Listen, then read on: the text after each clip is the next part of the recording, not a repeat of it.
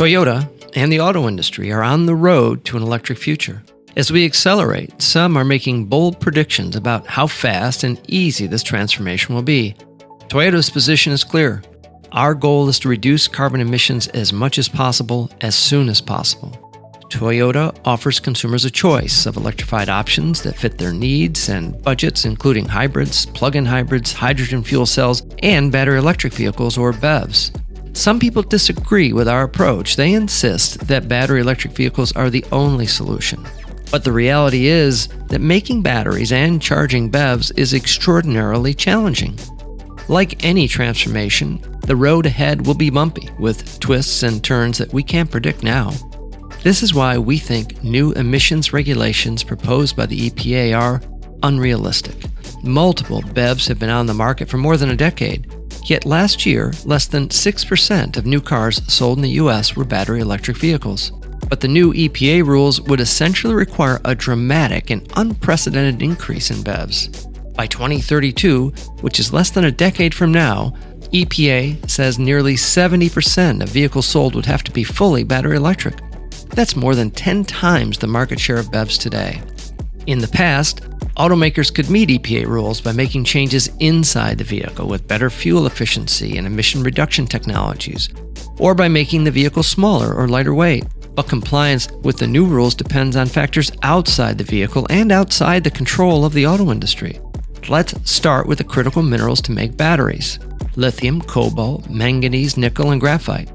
As the demand for BEVs rises, so will the demand for these minerals, but they are in short supply and virtually none of them are mined or refined here in the U.S. Since it takes a minimum of 10 years to permit and construct a new mine, we won't have significant domestic sources during the timeline of the new EPA rules. Instead, we will need to depend on foreign countries for the minerals to make batteries. It is an uncontestable fact that the battery supply chain is completely dominated by China. Right now, China processes 75% of the minerals to make batteries, and they make 2/3 of the world's battery cells. Put simply, EPA's new rules would basically mandate a massive shift to BEVs at a time when the battery supply chain is overwhelmingly controlled by China.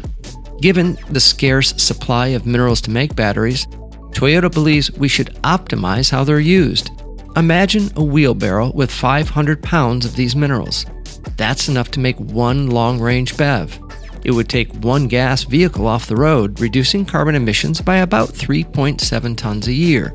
That's good, but here's something better. We could use that same 500 pounds of minerals and make 6 plug-in hybrid vehicles, like the Prius Prime or the RAV4 Prime, which are also far more affordable than a long-range BEV.